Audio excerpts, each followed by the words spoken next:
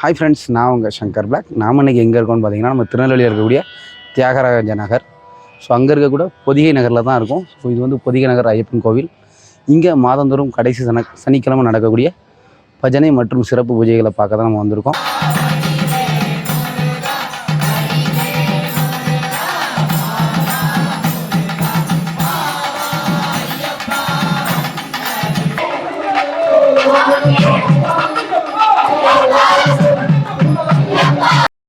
ஓம் சுவாமியே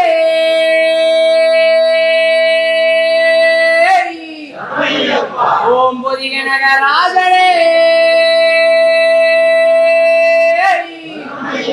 ஓம் பொதிகை நகராஜனே ஓம் ஸ்ரீ தர்ம சாஸ்தாவே